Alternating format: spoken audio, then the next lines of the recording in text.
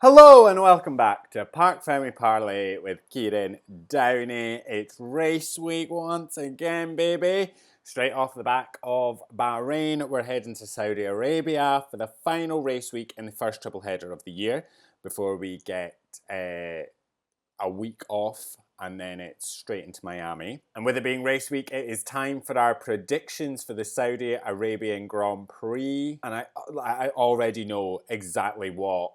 Sometimes I come into these recordings and I'm like, I'm just going to vibe and see where this takes us. But I pretty much know exactly what I'm going for here. And we're going to kick things off with pole position. Oscar Piastri. Oscar Piastri domination might bore fans. I came into this year thinking that it was a slam dunk. It was a Lando Norris. He was going to run away with every single race, very much like Max Verstappen in 2023. I have firmly kind of changed my mind on that. I think it's Oscars. I think the whole bloody thing's going to be Oscar Piastri. I've always kind of thought that Oscar was better in the races and Lando was better at qualifying. He was quicker at qualifying. And I know that this is a very different circuit to Bahrain. However, Oscar is looking fast.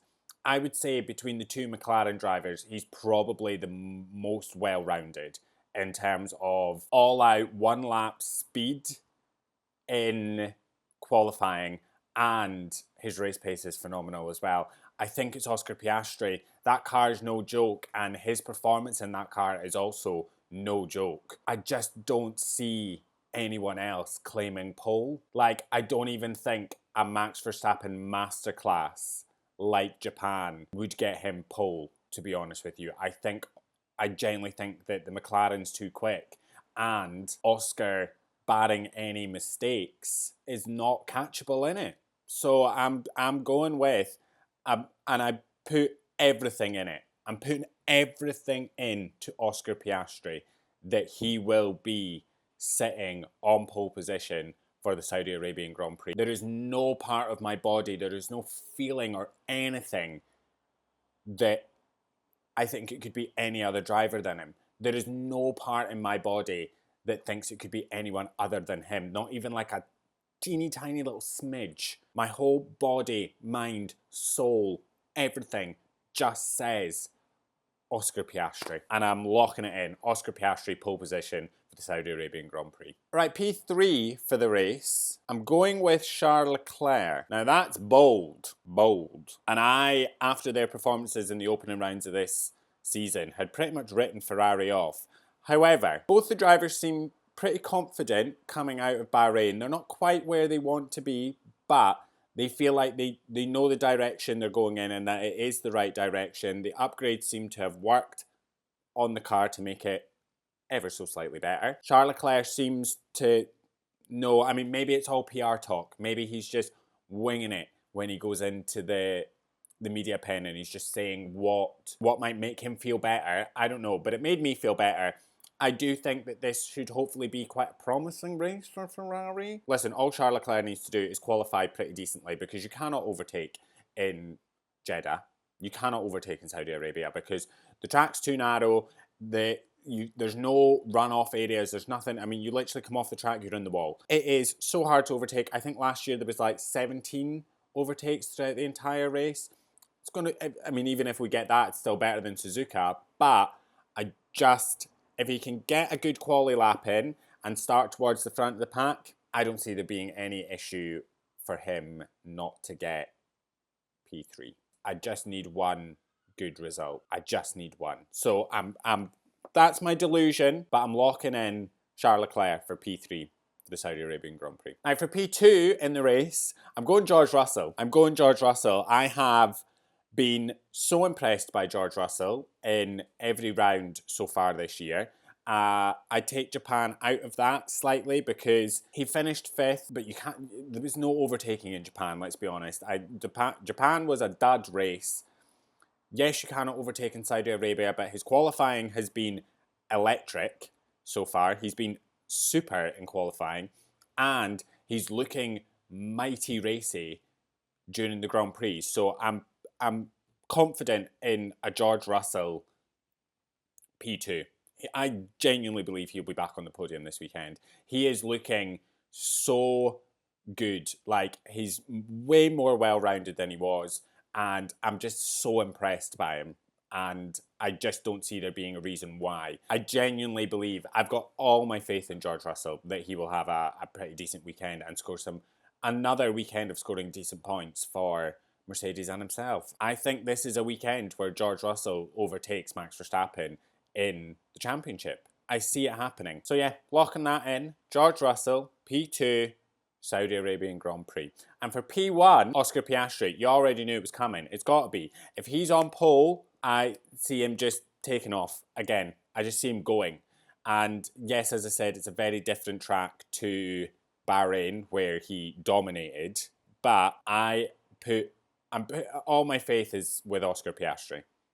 All of my faith. I think it's going to be another absolute masterclass. I'm going to up the ante on this one, actually, and saying that it's another Grand Slam for Oscar Piastri.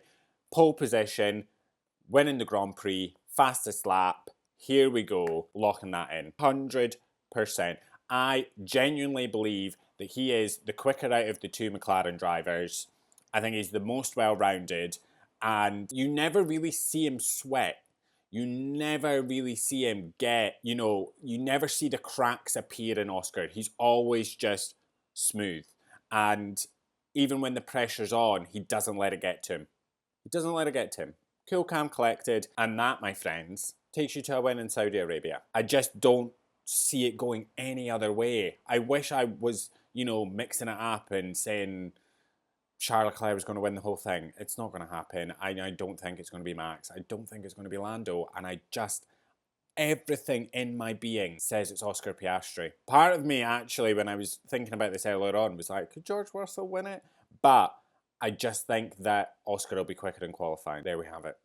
Oscar Piastri, winner of the Saudi Arabian Grand Prix. Now, speaking of Max and Red Bull, my next prediction lies with them, and I think it's going to be another not a disaster class, because I don't think Bahrain was a disaster class. I think they got unlucky with the electronics failing. That wheel coming off, the slow pit stop, the whole thing was, I think, unfortunate and unlucky more than Red Bull falling apart at the seams. However, I do think that Red Bull are going to encounter some issues this weekend. I don't think they're going to have a good weekend. I think Max is going to really struggle out there. I don't see Yuki qualifying into the points positions, to be honest. I don't see Yuki getting into Q3. I think it's a Q2 exit for Yuki. The car is incredibly difficult to manage, and at a track like Saudi Arabia, where you are literally, if you're not on the track, you're in the wall. It's one of the fastest on the calendar. You need to be so confident in your machinery and comfortable in the car that neither of those two drivers are. I see Max getting into Q3, but being in the mid-points positions. I don't see Yuki getting into Q3. Like, I genuinely think they're really going to struggle this weekend. And it's just because the machinery is too difficult to handle. And I know at tracks like Suzuka, where it's, quite a technical, complicated track, that Max managed to pull off one of the, if not the best lap of his entire career in that, what is essentially the fourth fastest car, to stick it on pole and then go and win that race. I just don't see it happening this time round in Saudi. So I'm pretty confident in saying that I just don't think they're going to have a great time out there, to be honest with you. And I think it is so much down to, you need to be so confident and comfortable in the car and have the car respond to you. You can just see the car doesn't respond to either of these drivers. It's fighting them and they're fighting it. So I just think it's a bit of a recipe for disaster. My next prediction is that not all 20 drivers are going to finish the Grand Prix. And I'm saying we're going to see some rookies crash, I think, this week. I hate to say it, but the Jeddah Corniche circuit is brutal. It's brutal. It is unforgiving, and the slightest mistake, you will be punished. Apart from Oliver Bearman, I don't think any of these rookies have driven this track in Formula One machinery. Liam Lawson hasn't, is the only other one I could think of. If they have driven it before, it's been in Formula 2 machinery. It's not in your Formula 1 cars that are pretty much on a knife edge. As I said, this track is unforgiving, and it will punish the smallest of mistakes, and I just don't see all of these drivers getting through this. We've seen the most experienced drivers make a mistake and be absolutely torn apart by this track. I don't know about you, but whenever I watch the Saudi Arabian Grand Prix, I'm on the edge the entire time. I feel a bit sick watching these cars get so close to the barriers, and all it takes is one slight misjudgment and you're gone, you're out. We've seen it so many times, and I just think that there is going to be something with the rookies. And listen, I don't know what rookie. I think Oliver Behrman might be all right. He raced it last year. It was a stunning drive. We still talk about it, obviously. I think he should be fine. And I also think that we will probably see an experienced driver in the barriers at some point. I think it was Alpine came out and said that there is a 100% chance of a safety car this weekend. I mean, we've been to tracks where there's an incredibly high chance of safety cars. We had it last year where we were going to tracks where there was a 70, 80, 90% chance and there was nothing. But they're not Saudi Arabia. They're not the Jeddah Corniche circuit. And if Alpine are saying there's a 100% chance of a safety car, I believe it. And I think there's definitely a safety car coming this weekend. And I definitely think it's because a rookie and maybe an experienced driver is probably going to send it into the wall. I pray they don't. I hope they don't. I hate when drivers crash, but I just feel it in my waters. And for my final prediction, and my God, do I want this to be true because it's getting depressing looking at those standings. Fernando Alonso will score points this weekend. Now listen, I don't know what's going down at Aston Martin, but it seems to be a hell of a struggle. But I can't look at the standings anymore and see Fernando Alonso on 0 points alongside Liam Lawson, Jack Doohan and Gabriel Bortoleto. He needs to score something, even if it's just a point. I'll take it. Put him on par with Carlos Sainz. I will take anything at this rate.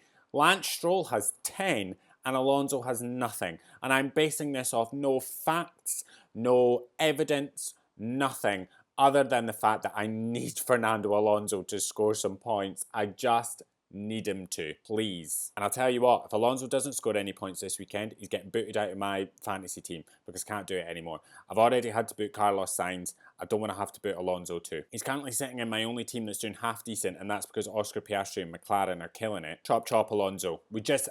Even just one. I just need one. Anything. I'll take anything, but I need him to score points this weekend. Again, I don't know how he's doing it because I don't know what the issues are down at Aston Martin, and I'm basing it off of no evidence, facts. It's pure just vibes on my end that, not even vibes because I'm hesitant that he even will, but I just need something from Alonso. I just need something. Poor bastard's been a bit unlucky so far. But that is everything from us. Let us know what your predictions are in the comments. Who's taking pole? Who do you think's winning? What's your big, crazy prediction for the Saudi Arabian Grand Prix? We'll be back after FP2 on Friday. Enjoy the rest of your day. I love you. Bye.